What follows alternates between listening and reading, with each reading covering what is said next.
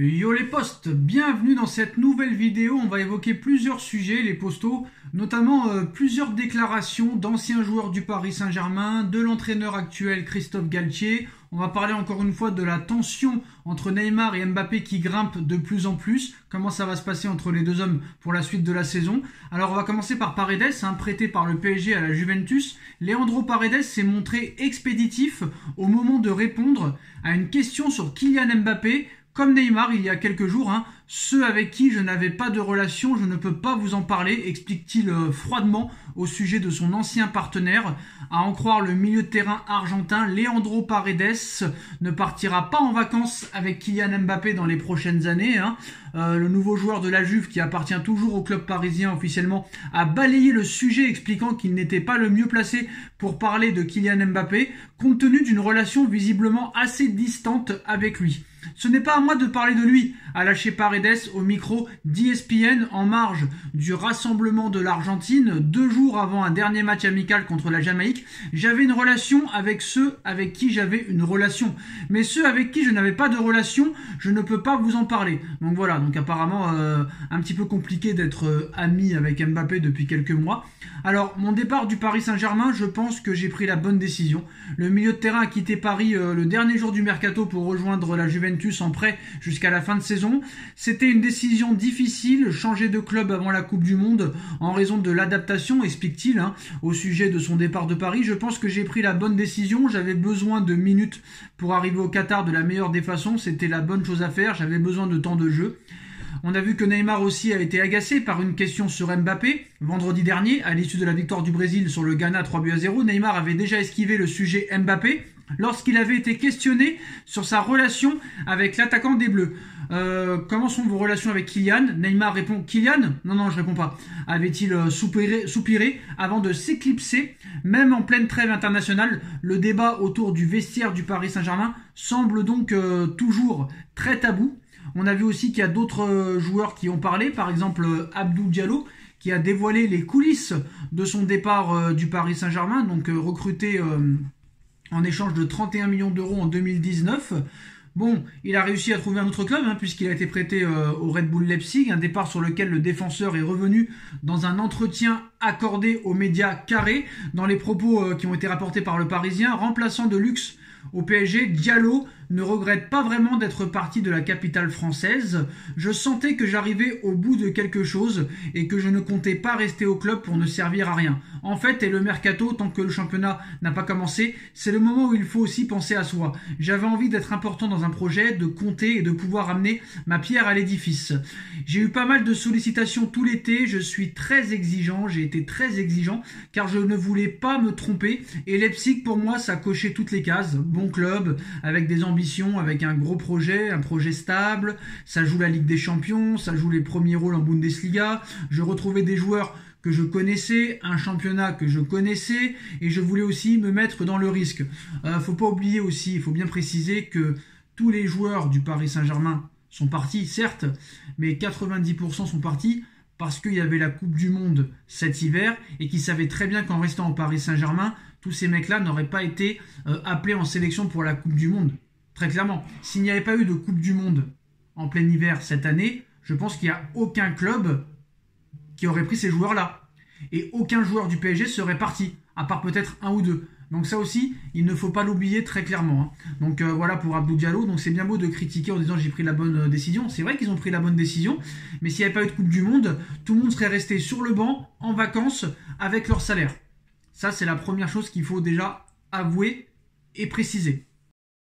Après, il y a aussi Christophe Galtier, le coach du Paris Saint-Germain, qui se rend compte que c'est pas si facile que ça d'entraîner le Paris Saint-Germain et que d'entraîner le Paris Saint-Germain, ce n'est pas la même chose qu'entraîner la S Saint-Etienne, le LOSC ou l'OGC Nice. Christophe Galtier dit aujourd'hui au PSG TV, avec cette exposition médiatique, je remarque que finalement, quand on est entraîneur du Paris Saint-Germain, quand on est le Paris Saint-Germain, le verre est toujours à moitié vide, il n'est jamais à moitié plein. Il faut faire aussi très attention et ne pas se laisser envahir par les critiques. Voilà, il a vu que le gars, en plus de ça, il a été interrogé sur un truc de transport. Le mec fait de l'humour et c'est parti dans une polémique. On a vraiment les plus mauvais arbitres français, on a les plus mauvais journalistes français, on a les plus mauvais médias français. on n'a pas grand-chose de bon. À l'indice UEFA, on est en train de s'écrouler. Et pour parler encore une fois du clash Mbappé-Neymar, eh ben, je pense que ça risque de durer. Voilà, très clairement. Ça risque de durer parce que même si en sélection, ça commence à monter, Mbappé critique aussi les dirigeants. Il dément pas on va dire les tensions qu'il y a entre lui et Neymar. Pareil pour Neymar. Neymar, par exemple, sur la question qui lui a été posée sur Mbappé, il aurait très bien pu répondre: il n'y a pas de problème avec Kylian, on s'entend bien, nous ce qu'on veut c'est faire gagner l'équipe, faire progresser l'équipe, l'amener au sommet. Et ben même pas ça les postos. Même pas ça. Donc ça veut bien dire quelque chose. Ça prouve bien qu'il y a un problème entre Neymar et Mbappé. Là on peut pas dire que c'est la presse qui cherche les emmerdes. Alors Mbappé, on sait très bien que Mbappé ne voulait plus de Neymar cet été, que le PSG aussi n'en voulait plus, que personne ne s'attendait, encore moins Mbappé, que Neymar fasse un début de saison canon comme ça. Et en plus, quand on voit Neymar carrément ne pas répondre sur cette question, donc très clairement, c'est tendu entre les deux depuis, je pense, même avant le penalty gate. Ça date pas depuis le penalty gate. Moi, je pense que ça date depuis l'arrivée de Léo Messi. Et c'est à l'arrivée de Léo Messi, je pense que les tensions et l'éloignement a commencé entre Mbappé et Neymar. Parce qu'une comparaison explicite de Kylian Mbappé entre son rôle en équipe de France et celui du Paris Saint-Germain, un refus de Neymar d'évoquer son coéquipier en club, et voilà que la tension entre les deux stars du club parisien ressurgit même pendant la trêve internationale. Donc c'est vrai que bon, il faut briller en club pour rejoindre la sélection. Le rêve de tout footballeur, c'est aussi de représenter son pays. Mais parfois, la sélection sert à passer des messages aussi dans la presse, dans le but d'améliorer sa vie en club. Et Kylian Mbappé n'a pas manqué cette opportunité jeudi dernier, avec ce succès des Bleus face à l'Autriche. Je joue différemment en équipe de France, on me demande d'autres choses ici par rapport à mon club. J'ai beaucoup plus de liberté ici, le coach sait qu'il y a un numéro 9 comme Olivier Giroud qui occupe les défenses et moi, je peux me balader et aller dans l'espace. À Paris, c'est différent, il n'y a pas ça. On me demande de faire le pivot, c'est différent. Donc très clairement là, il avait clashé le mercato du Paris Saint-Germain. Donc comprendre un petit peu tout ce qu'il a dit, on me limite au Paris Saint-Germain. Voilà, très clairement.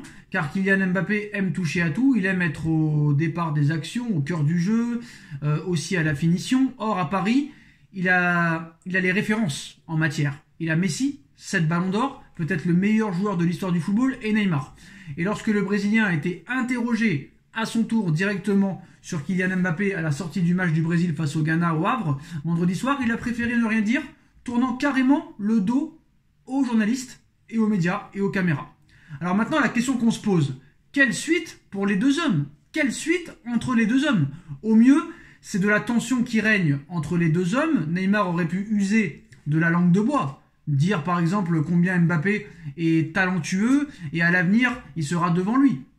Il l'avait déjà fait il y a quelques années. Et là, en refusant de consacrer une réponse à ce sujet, il témoigne très clairement, du malaise grandissant qu'il y a entre les deux stars et les deux joueurs, très clairement, qui semblent ne plus se comprendre depuis maintenant quelques mois. Et la presse espagnole aussi aujourd'hui s'est régalée de ces passes d'armes à distance entre Mbappé et Neymar, pendant que Mbappé apparaît comme pressé d'enfiler le costume de leader de l'équipe de France et du Paris Saint-Germain. Très clairement, Neymar atteint seulement lui le seuil de la maturité, seulement à 30 ans et bientôt 31 ans. C'est ce que laissent entendre les différents articles au Brésil sur son rôle au sein de la sélection brésilienne. Il n'est plus seulement le leader technique, mais bien la passerelle entre toutes les générations, le lien entre les petits nouveaux et les anciens dont lui-même fait partie. Les joueurs lui demandent conseil et louent sa sagesse. C'est d'ailleurs là qu'il faudra puiser pour ne pas envenimer encore plus la relation avec Kylian Mbappé, qui n'a pas parlé après sa mauvaise prestation face au Danemark et la défaite de l'équipe de France de 2-0. Neymar, lui, jouera demain soir avec le Brésil au Parc des Princes, chez lui, contre la Tunisie. Le Brésilien pourra faire passer aussi peut-être des messages, a priori plus sur le terrain qu'il connaît si bien que dans la zone mixte destinée aux interviews qui lui-même adore éviter. Donc je pense que le clash et la tension Mbappé-Neymar ne fait que commencer. On espère que ce ne sera pas nauséabonde et négatif pour le Paris Saint-Germain. Voilà les postos. Dites-moi en commentaire ce que vous en pensez. On like, on partage, on commente, on s'abonne et on se retrouve très vite pour une nouvelle vidéo les postos. Tchuss.